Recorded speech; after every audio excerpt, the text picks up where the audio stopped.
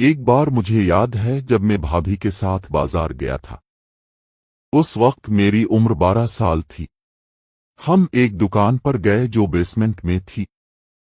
کافی اندر جا کے آخر کار پہنچے۔ وہاں لوگ کم ہی جاتے تھے۔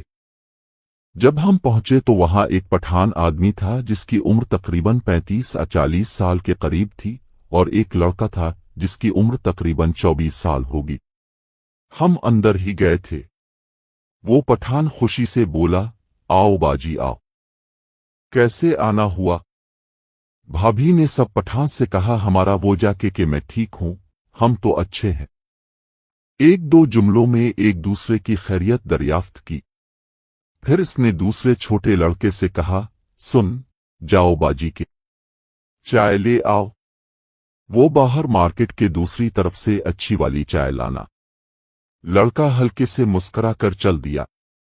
بھابھی بھی ہنس کر بولے، خیر ہے، اتنے دور سے چائے منگوائی جا رہی ہے؟ پٹھان نے کہا، ہاں، آج موقع ملا ہے، آپ کی خدمت میں کوئی کمی نہیں ہونی چاہیے۔ بھائی نے کہا، اچھا، اگر میں کہوں آج کوئی خدمت نہیں کرنی؟ پٹھان بولا، نہیں، ایسا مت کہو، ہم تو پہلے ہی مر رہے ہیں، 2 مہینے سے گھر نہیں گئے۔ بھابھی ہلکے سے مسکرا کر بولے، تو لگتا ہے دماغ کو چڑھ گئی ہے۔ پٹھان، ہاں نا، اب کی ٹھاکر مالے پتہ نہیں کہاں کہاں چلی گئی ہے۔ پتہ نہیں، بتا نہیں سکتا، خود دیکھ لینا۔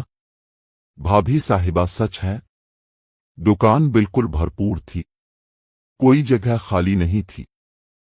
ایک بڑا سا کاؤنٹر تھا جس کے اندر وہ کھڑا تھا۔ میں اور بھابھی باہر والی طرف ٹیبل پر بیٹھے تھے۔ اس نے بھابھی سے کہا، اندر آ جاؤ، دیکھ لو جو لینا ہے۔ کاؤنٹر کافی اونچا تھا۔ پٹھان کے پیٹ کے نیچے کچھ دکھائی نہیں دیتا تھا۔ بھابھی اٹھیں اور اندر چلی گئیں۔ مجھے موبائل پکڑا دیا۔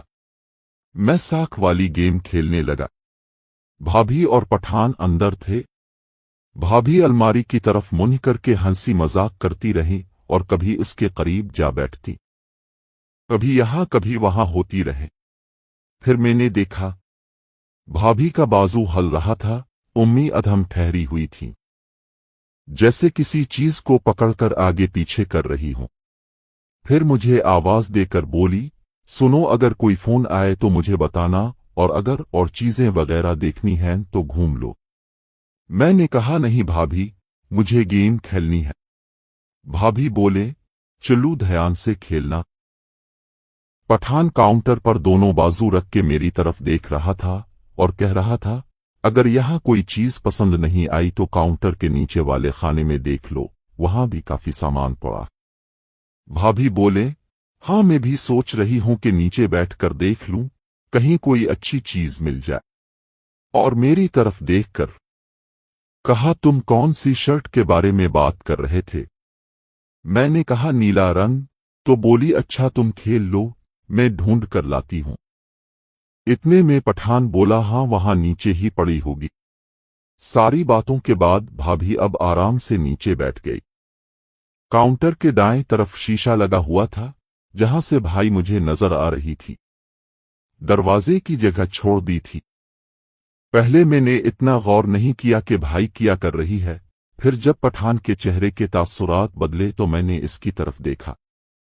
اس کی آواز نکلی، ہاں، مارا آرام سے، ڈانٹ نہ لگے تو کچھ نہیں بولا۔ پھر ہلکی سی پٹھان کے جسم میں حرکت پیدا ہوتی رہی، جیسے وہ ہلکا آگے پیچھے ہو رہا تھا۔ بھائی کے کھانسنے اور کھانے کی آواز آئی۔ تھوڑی دیر بعد جب میں نے پٹھان سے نظر بچا کر شیشے میں دیکھا تو مجھے عجیب سی حرکت محسوس ہوئی، جیسے بھائی ہل رہی ہو۔ میں پانی پینے کے بہانے اٹھا اور باہر پڑے کولر سے پانی پی۔ جیسے بھائی ہل رہی ہو، میں پانی پینے کے بہانے اٹھا اور باہر پڑے کولر سے پانی پیا، اور پٹھان رک گئے تھے۔ پھر میں اپنی پہلی والی جگہ سے تھوڑا آگے بیٹھ گیا جہاں سے شیشے میں اندر صاف نظر آ رہا تھا۔ بھابھی کیا کر رہی ہے، یہ دیکھ کر میں حیران رہ گیا کہ بھائی پھر پٹھان کو ہلکی سی آواز میں بولا، بس ہو جائے گا ورنہ ہو جائے گا۔ اس نے اپنا من صاف کیا۔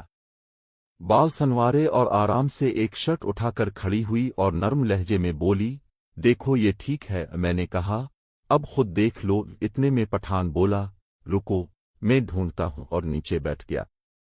अब भाभी काउंटर पर दोनों हाथ रखकर खड़ी हो गई और मुझसे पूछा, कॉल तो नहीं आई? मैंने कहा, नहीं भाई, कोई नहीं आई। भाभी बोली, अच्छा, चुल्लू खेल लो तुम, और साथ ही थोड़ा हिलाई जैसे टांगें खोल रही हो।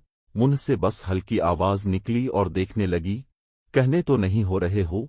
मैंने सर हिला दिया। बोली, थोड़ी देर में चलते हैं, अच्छे से कपड़े देख लो। हाथ नीचे ले गई और हल्का सा मोड़ के पीछे देखने लगा। मैंने आईने में देखा तो बस देखता ही रह गया, क्योंकि पठान ने भाभी से हल्की सी आवाज में कहा, अब इसका क्या करना है? मेरी तरफ इशारा था। भाभी ने कहा, कुछ नहीं, बस वो कुछ नहीं बोलेगा। बाहर से कोई ना आ जाए, देख लेना, उसकी खैर है। भाभी, मैं जो कह रही हूं बस शोर मत करना और जोर से भी मत लगाना। आज गुजारा कर लो, कल फिर आगे। अब जल्दी करो, कोई आ ना जाए। मुझे कहा, बेटा बात सुनो। मैंने कहा, जी अंकल। वो ऐसा करो कि बाहर वाली गली में लाइट्स बंद कर दो, फालतू चल रही हैं। मैंने बाहर की लाइट बंद की और वापस नहीं आकर बैठ गया। पठान ने फोन निकाला और सानी को कॉल की और बोला, हाँ कहाँ हो? आगे से पता नहीं क्या जवाब आया। फिर बोला, ठीक है, ज्यादा से ज्यादा 15-20 मिनट। अब मैं तो परेशान हूं। चिल्लो। ठीक है भाई। कौन था? वही लड़का जो सानी था। बाहर खड़ा किया। वैसे तुम्हारा दीवाना हो गया है, कहता है मेरा भी कुछ। भाभी, नहीं, कोई जरूरत नहीं। फिर पठान ने अंदर भी आधी से ज्यादा लाइट्स बंद कर दी। अब काफी अंधेरा था। मैं अपनी गेम में मगन था। उन्होंने मौका का भरपूर फायदा उठाया। जाओ जल्दी, नहीं तो बंद ना कर दे। जूते किए थे, जाओ जिन्हें। मैं उठा, जी भाभी, और दुकान। बाहर आते ही रुक गया, क्योंकि लाइट्स पहले ही बंद थीं। मुझे कोई नहीं देख सकता था। जब मैं बाहर रुका तो अंदर से तप की आवाजें आने लगीं। पठान बोला, अच्छा किया बच्चे को भेज दिया। मुझे तुम्हारे जज्बात का अंदाजा हो रहा था। अब जल्दी करो। पठान ने कहा, ना 7 मिनट हैं मेरे पास। और कुछ देर में पठान की सांसें बाहर तक सुनाई देने लगीं। इस तरह की और वीडियो देखने के लिए चैनल को सब्सक्राइब जरूर करें, ताकि हर नई आने वाली वीडियो की नोटिफिकेशन आप तक पहुंचती रहे।